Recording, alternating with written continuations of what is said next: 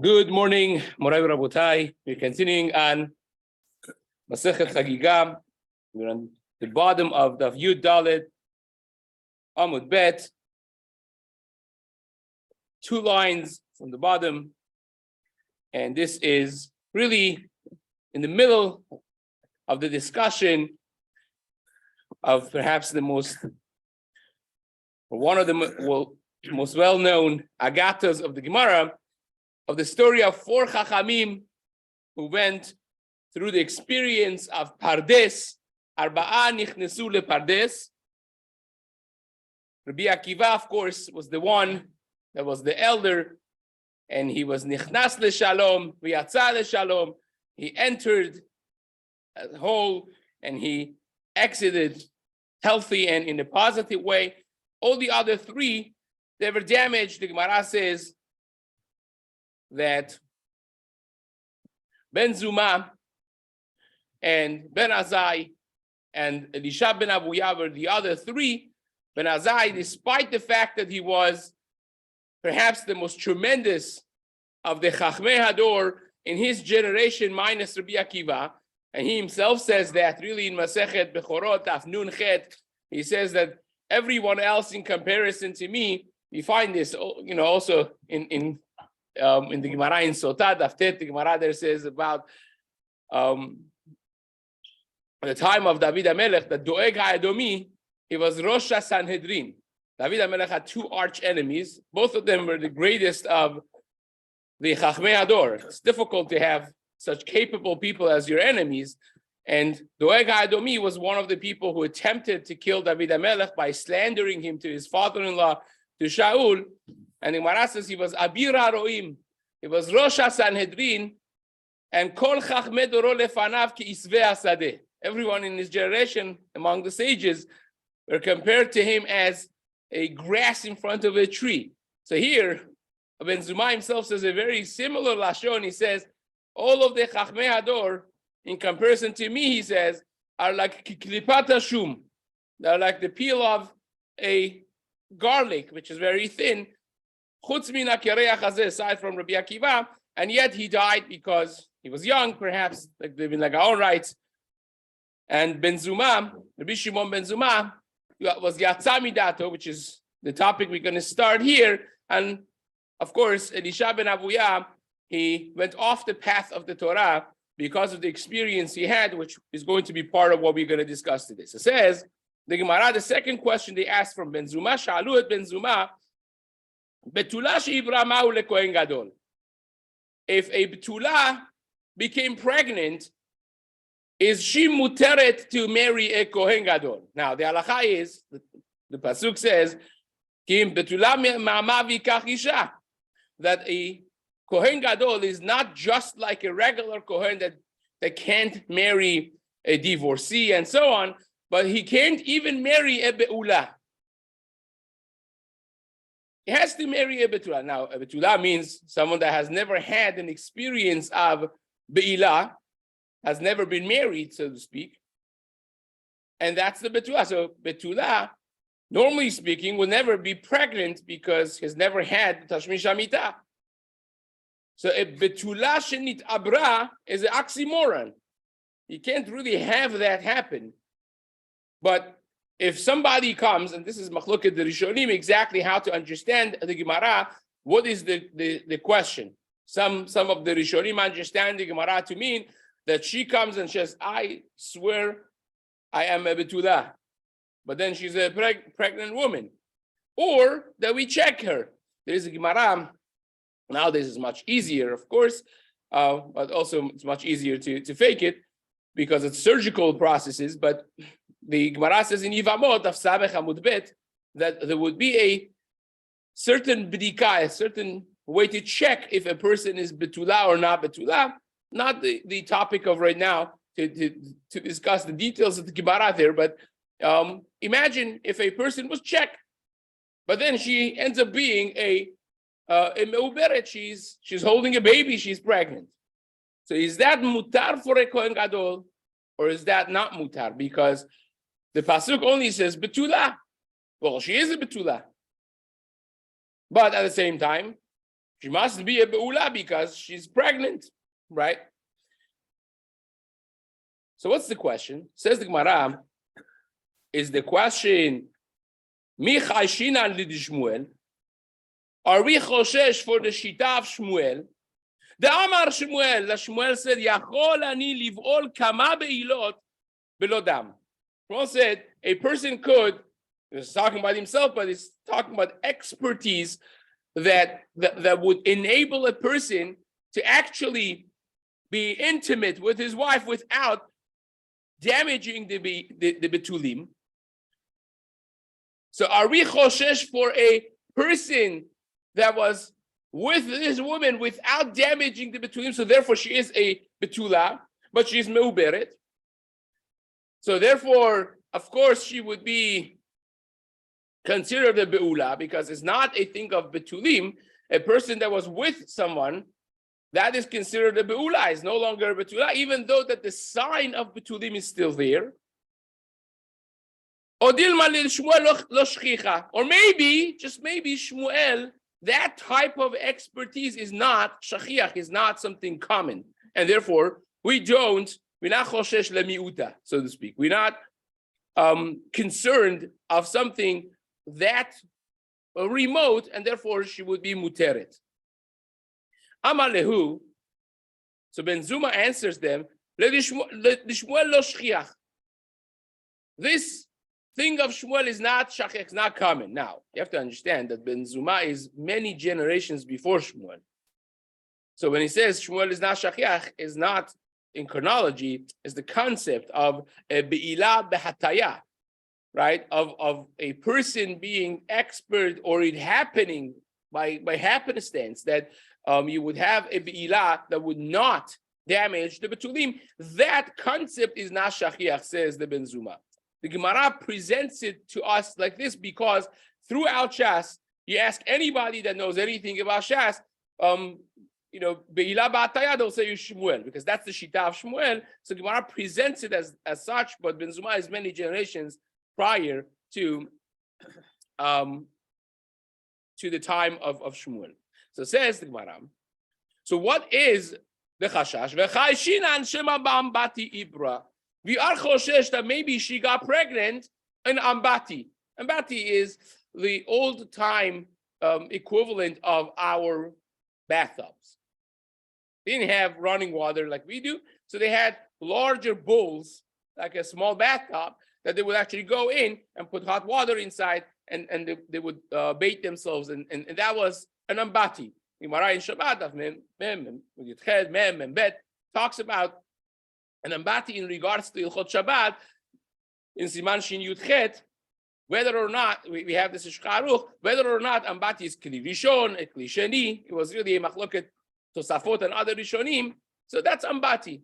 But ambati ibra means that different people would take a bath, so to speak. But once you have the hot water, you have to work hard to have warm water available. So people would go wash themselves, and you could have two people back to back using the same water. So if the first one was a man that left some shichvat zera in there, and she would sit on it, and that would make its way to the uterus and would create a pregnancy, that's ba'ambati ibra. That's ba'ambati ibra. So that is something that could happen, says the Gemara. By the way, this is a very interesting question that has made its way to Shulchan Aruch. There's a very interesting, there are many interesting things in the first Simana of Even HaEzer of when you are and when you're not yotzeh with fulfilling your obligation of Peru Urhu, right? The first mitzvah of the Torah is to multiply and to have children. And of course, it's machloket bet Hillel and bet Shammai, if you have to have a boy or a girl, or just, Bet Shammai, of course, is different. We pass like bet Hillel, a boy and a girl, which actually makes a difference if a person is allowed to be controlling the birth control, so to speak, or not. It's the shilas that people should have to ask. And when are you yotzeh? With what type of children you're yotzeh? Teruah is very interesting. For instance, one of the radical shitas that are brought in Otzar Poskim is the shita of Rav Shlomo Kluger. Rav Shlomo Kluger says that if a person doesn't have children and he adopts a child, the Gemara says about that if you're megadel ben chavero, you are like ki'ilu yelado. It's as if you gave birth to him. It says Rav Shlomo Kluger, so therefore if you adopt a child, you're yotze peru urvu. Right? When they showed this Otzar Poskim when he came out to Rav Shach, and he saw this Rav Shlomo Kluger that they called, this is like an encyclopedia of the Poskim on the Shulchan Aruch. He was so upset with the Hanhala of Otzar Poskim that they even brought such a radical shita in Otzar Poskim. So it's not like the Gemara that says Ki'ilu Yelado, it's as if you gave birth to it. It means exactly what it says. It's as if, but it's not really that you're going to be Yotzei Peru Urvu, that now no longer you have to get married and have children. But another very interesting shita that they bring over there is really, this is in Chalkat Mechokek. You don't even really need to go to Otzar Poskim. The Chalkat Mechokek is one of the main mefarashim on the Daf of Shulchan Aruch. It has in Siman Aleph there. He brings from Likutei Ma'aril a very interesting thing. Now says the Chalkat Mechokek, if a person becomes nitabra be'ambati, this very case of the Gemara, so is the child considered his biological father's child? Now, nowadays, you don't have to go that far. Nowadays, it could be many different ways that you have a biological child without marriage. So you can make the connections, but it says the Chalkat Mechokek, would that be considered my child that would be chayav v'kivud avaim? Or for me to be fulfilling peru urvu because it is my biological child? And he brings from Likutei Ma'aril, without getting into too much in the interesting halachic debate of this, he brings from Likutei Ma'aril that Ben Sira that we had a few dapim ago, Katuv Besefer Ben Sira, right? Which Ben Sira is a sefer that on one hand is considered one of the Sfarim Chitzonim, as the Gemara calls it, the outside books that you're not supposed to be studying a lot, but you find many Rishonim, and the Gemara itself brings many quotes from Sefer Ben Sira and takes it very seriously. And it seems like the Ritba and others write that he had a lot of Divrei Chochmah, but he was Moshechet Alev, and it's not real Divrei Torah that way, so therefore you're not supposed to. So who was this Ben Sira? It says in Likutei Ma'aril, he was the son of Yirmiyahu HaNavi. And therefore, Sira begimatria is Yirmiyahu. And they covered it like this, Ben Sira, the son of Yirmiyahu HaNavi. And there's some Midrashim that even say he was son of Yirmiyahu HaNavi from his, meaning, the Likutei Ma'aril says this is how it happened. It was be'ambati. It was a conception in an ambati without a marriage. And those Midrashim say the person that got pregnant from it was Yirmiyahu Navi's daughter. So Ben Sira is a very interesting application of this nitabra be'ambati type of pregnancy. And Ben Zuma says that is something that could actually happen. The nitabra, chashina nitabra be'ambati. That is a fascinating talk, both in halachic concepts and also in hashkafa, and the application thereof nowadays that we have more sophisticated medical inventions and innovations, we should say. So that's something for a different time. Says the Gemara, this is just a practical question in this. Shmuel says, that any shichvat zera that doesn't shoot like an arrow, it does not create a pregnancy. There's a Gemara in Masechet Nida Daf Mem Gimal. Says the Gemara, no, that's not a problem because meikar nami yorek echet. We're not suggesting that this was not a shichvat zera that was yorek echet, that was not shooting. It was a regular ejaculation, but it was there, and it was conceived in a form of nitabra ba'ambati, not in a format of a regular conventional marriage. Says the Gemara, Tanu Rabbanan. So this is going back as a preface that once we spoke about Ben Azai, Ben Zuma, and Adisha, we were mentioning different things about them. Now here is a Gemara that, based on the majority of Rishonim, speaks about the story that happened with Ben Zuma post the experience of the Kabbalistic experience of Nichnasu LePardes, and here's what happened. Maaseh Rabbi Yosha ben Chananya, Shehaya omed al gab malam behar habayit. Rabbi Shlomo Hanania was standing on one of the steps of Har Habayit. V'ra'u ben Zuma v'lo amad mirefanav. Ben Zuma was sitting there, deep in thought, so much so that he didn't realize that Rabbi Shlomo Hanania is coming and passing by him, and he didn't stand up for him. So when Rabbi Shlomo Hanania saw that he is deep in thought like that, he says to him, Me'ayin ule'an ben Zuma. What are you holding? What are you thinking about that you're so, deep in thought? Amalo, Sofeh Haiti, ben Ma'im ha'elyonim le'ma'im ha'tachtonim.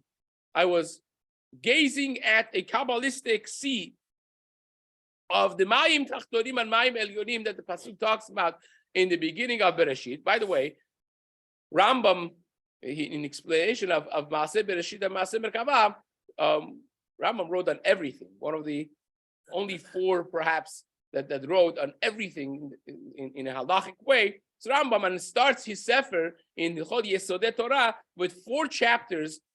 The 4 prakim, the first initial 4 prakim, are the first 2 on Maaseh Bereshit, and the second 2, meaning Perek Gimel and Dalet, on Maaseh Merkavah. And then he says that this is Maaseh Bereshit and Maaseh Merkavah, of course, according to Rambam's understanding. But that's again understanding of the inner works of the mechanisms of Maaseh Bereshit. And here is Ma'im Tachtonim and Ma'im Elohim, certainly a part of them.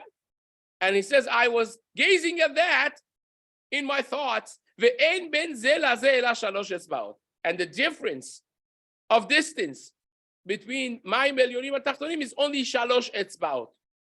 The ovi, the thickness of what will be 3, it's about 3 fingers. Says the Gemara, Shenemar, and how do you know? Because the pasuk says, "Veruach Elokim merachefet al penei hamayim."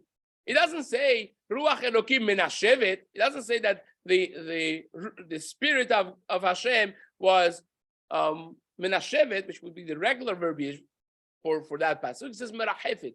Merachefet means like a yonah, like a bird that hovers around its nest, like keeping very close but not touching. Says the Gemara, ki yonah shemerachefet al banea, like a dove that hovers above the nest, above the children, ve'ena nogat, and doesn't touch. So after this conversation, Rabbi Shlomo Hanania turns to his Talmidim, and he says to them, Amar lahen Rabbi Yishal Talmidav, it's the first wide line, Adayin ben Zuma mi bachus, Zuma still is out, meaning he's out of his mind. He's still not back to norm. Because this is not, he went crazy. He went mad in his mind from the experience that he had. And he says, he can't say this because Michdi, Ruach Elokim merachefet al penei hamayim, the pasuk of Ruach Elokim merachefet al penei hamayim, when was that said? When was that said? Emat hava b'yom harishon. That was the first day of creation. When was the Havdalah? When was the HaKadosh Baruch Hu switching the 1 to 2? That he divided between Ma'im Elyonim and Ma'im HaTachtonim, which is his question. That was not until the second day. Havdalah b'yom sheni avar. Dichtiv, v'hi maftil ben Ma'im leMa'im. So therefore, it can't even be said what Ben Zuma just said. So you see that Ben Zuma still is out. Now, there are some Geonim that write a little bit differently to explain this. But that's the simple understanding based on the majority of the Rishonim. The Gemara asks, so how much is the difference between them? Again, these are more of esoteric concepts. Amar, Rav Acha bar Yaakov Kimnonima. Rav Acha bar Yaakov says their difference is very, very minute, is like a thickness of a hair. Rabbanan Amri Kiguda de Gamla. Rabbanan say is like the distance that 2 boards of a bridge have from each other. You have boards that that you walk on when they create a bridge, and there is a distance between them. That is Guda Gamla. Morzutra Veitmar Rav Asi Amar Ktereglimi de Parisi Hadadi. They say it's even much less. It's like when you put 2 coats on top of each other, they're essentially touching, but they're separate. So there is separation, but they're literally sitting on top of one another.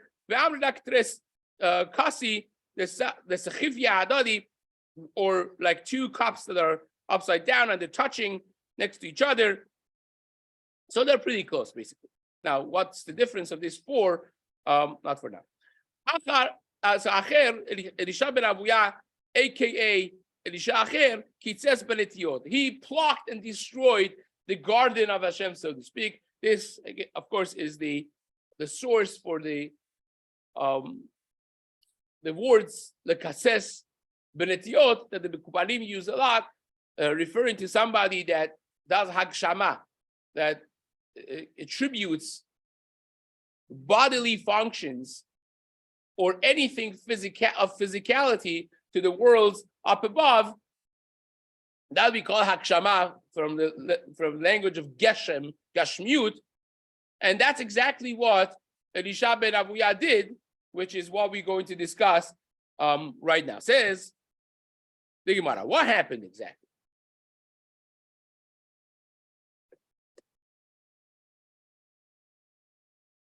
Acher kitzes benetiot alav hakatuv omer al titen et picha lachti et besarecha. Do not allow your mouth to involve your body in sin. It says the Gemara, Maihi, what is that sin that he did?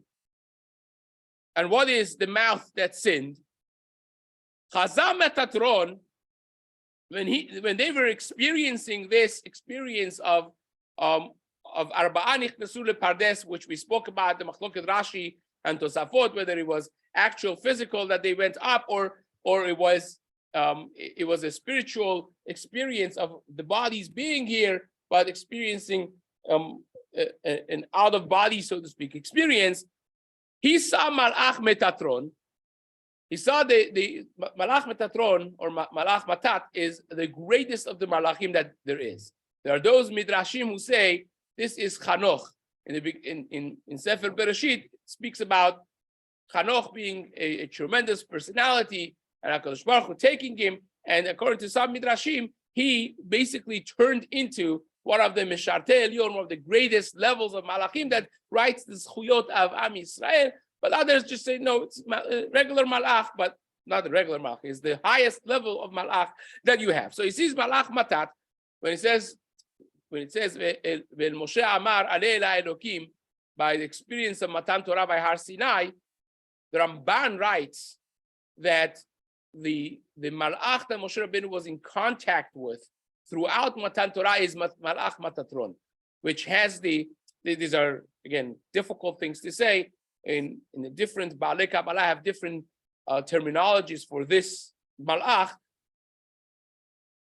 The Ramban says that this has the tzura of HaKadosh Baruch Hu itself, which again, the HaKadosh Baruch Hu does not have any tzura and does not have any physicality, but to tell you that this is the highest level of Malach that you could have, and that's aligned with what the Ramban writes over there in the experience of Matan Torah as well. Says the Gemara, he sees that Malach Matatron it yahiva le reshut lemeitav lemichtav zchuta de Israel, that the permission was given to the Malach to sit and to write Zchuyot of Am Yisrael. Now, of course, there's no sitting up there. Even though that we say, the Navi describing Hashem says, I saw Hashem sitting al kiseh ram v'nisa on a chariot and so on. There's no sitting. There's no hand. There's no eyes. There's no physicality. The words of Nebuah relate to us and the way we perceive things. And that's why it's written the way it's written. But here, that was the challenge and the mistake of Elisha ben Avuya, that he sees this malach, says, wait a second. Amar, Gemira de Lemala, we learned that up there, Lo have, lo yeshiva, velo tachru, there's no sitting, no forms of physicality. There is no competition, velo oref, no back, no forth, no ipui, no tiredness. But I see over here that this thing is sitting. Shema chas v'shalom shte reshuyot. And maybe there is chas v'shalom two reshuyot. Maybe there's not one, there's two. So says the Gemara, Afkuhu lemetatron, because of this, they took the Malach Matatron Umachyu shitin pulsi denura. They gave him 60 malkuyot. Usually, how many malkuyot do you have? 39. Right? The Trat Chaim writes, the amount of malkuyot is always 3 times the age, the minimum age of punishment. And in Betin Shel Mata, what age do you start the punishment from? 13. 3 times 13 is 39 malkuyot we have. In Betin Shel Mala, what's the minimum age of punishment? 20. And that's why you have 60. So it says, they gave him 60 malkuyot, and not regular malkuyot, but these are pulsi denura, malkuyot of esh.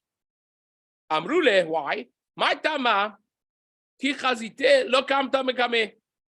Once you saw him, why didn't you get up for him? There are those Mefarshim who say that this is because you should have got up before Talmidei Chachamim come in. Even the Malachim have to respect the Talmidei Chachamim. Others say because of, it's like a concept of type of thing.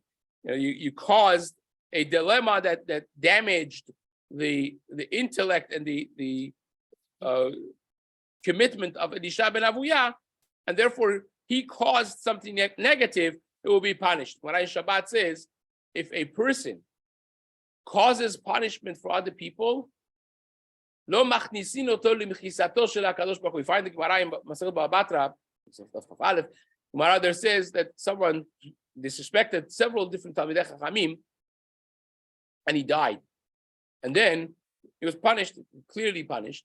And each one of them, he says, oh, I was the one who punished him. And the other says, no, I was the one who punished him. Tosafot says, who cares who punished him? He died. And the Tosafot say they were doing tshuva, these people, because of this Gemara in Shabbat that says, if Hashem punishes someone because of you, you will not enter the Mechitzah of HaKadosh Baruch Hu. If you're the cause of other people being punished. Like, it's a tremendous musar for thinking. Someone hurts them, say, Hashem should, bless this person's soul, right? And that's not necessarily a positive thing. Think about it in a selfish way, I would say, based on this Tosafot. If someone is punished because of you, that's not good news. But nevertheless, they punished the Malach Matatron. Now, says the Gemara,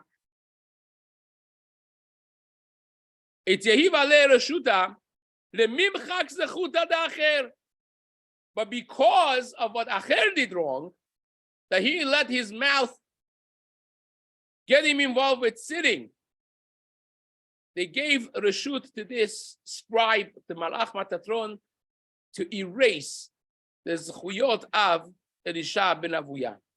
Which this needs a lot of explanation what that exactly means. But let's put it as a simple factor that the protection that he would have had because of his Zchut Torah, which we're going to learn a little bit about it in lines to come, they took that away, that protection. So now this is going to be the challenge, the lifelong challenge of Elisha ben Avuya. Says the Gemara, a bat kol came out and said, Shuvu banim shovavim chutz macher. All of the banim shovavim, all of the people who have went stray, have gone off the path and gone stray, to come back chutz macher, aside from Elisha Acher, right? So the name of Elisha Acher was really given to him here up above before even the next step of the Gemara. Amar, so what did he say? This was his challenge. He should have said, HaKadosh Baruch Hu accepts everyone's tshuva. There's nobody that cannot do tshuva, no one. And he should have insisted. But he said instead, well, I may as well throw in the towel. Amar, ho'il ve'itra tahu gavra, once I have been rejected from HaKadosh Baruch Hu, from the world to come, me'ahu alma, lipuk lithani behai alma. Let me at least have a good olam hazeh, right? Anyways, I don't have good olam haba or olam haba, period. So let me at least have a good olam hazeh. This was the moment of mistake for, again, the zchut of the Torah. The Gemara says in Masechet Sotah Daf Kaf Aleph that the zchut of Torah is magna umatzla. It prevents from sinning, and it shields in front of Yisurim. To me, it seems that this is something that they took away. That shield they took away from him. The Gemara says at the end of Masechet Kiddushin, Daf Pe Aleph, that Rabbi Akiva, Rabbi Meir, both of them, they would make fun of the Ovrei Avera. Say, oh, who goes and does promiscuous things, and so on. And I just say, oh, really? Let's give you a little challenge. Let's give you, as Gemara says, En apotropos la'arayot. There's no guarantee. You should never, al ta'amen ba'atzmecha al yom motcha, right? Do not trust yourself until the day, like Gemara in Yuma says, Daftet, about the Kohanim Gedolim, that Rabbi Yohanan Kohen Gadol was a Kohen Gadol for 80 years of purity. And then after 80 years, he became a Saduki Baitosi, right? Especially when it comes to Inyane Arayot, the promiscuity is something that nobody could guarantee. And Hashem tested Rabbi Akiva, and Rabbi Akiva did something unreal for his age. Acrobatic physical activity in order to go get to this Satan that looked to him like the most beautiful woman ever created on earth. And in the middle, Satan let go and said, Ilmale Akivaat. If it wasn't because you're Rabbi Akiva. And every day in Shamayim, there is a cruise, there is an announcement. Be careful with Rabbi Akiva, my son, and his zchut of Torah. I would have made you worth 2 cents, right? I would have destroyed your image, right? This is, I think, what was taken away. His zchuyot were covered, and he was given this enormous challenge of hearing a direct bat call saying, you will never come back, right? Which is really not true, because you could always come back. It means that, like Rambam writes, 4 categories of people, they can't do tshuva. Doesn't mean they can't do tshuva. It means that tshuva becomes very, very difficult for them. That's what it means. And that was for Elisha ben Avuya as well. Now you will see, wait and just see how difficult Hashem made it for him because of this challenge. Says the Gemara. Nafak acher letarbut ra'ah. He went off the path. Nafak ashkach zona. He goes on a beautiful Shabbat day, and he finds a zona, tav'ah, and he solicited her. Amra leh, she takes a look and says, your picture was on the front page of Mishpacha magazine.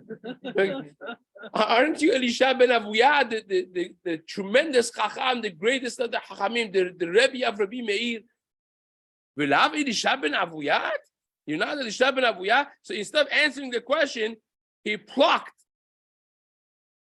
a plant, Akar Pugla. It took something off the ground on Shabbat. Of course, that's Isur Doraita. V'yavla, and gave it to her. Amra, so she says, can't be. This is not the Mechalel Shabbat. Someone has a tava for Arayot, that's something. So Mechalel Shabbat like this. It says, this is not Elisha ben Avuya. Acheru, this is somebody else, right?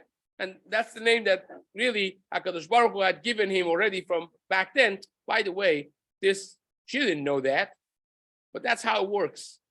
Everything that starts down here really started up there way before, right? The name Acher even was given to him by HaKadosh Baruch Hu, Chutz Me'acher, right?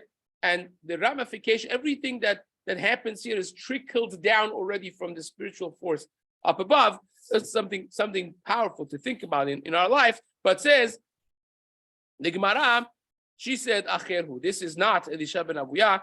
Evidently, this is somebody else. And now we're going to discuss, B'ezrat Hashem, in the next Gemara, the fascinating relationship of a Talmid with his Rabbi Meir, who was a devoted and dedicated Talmid of Elisha ben Avuya, and he was committed to getting him to come back and do tshuva, and what lengths he was willing to go to bring his Rabbi back is going to be a fascinating Gemara that we're going to have B'ezrat Hashem in the next shiur. How did she know who he was?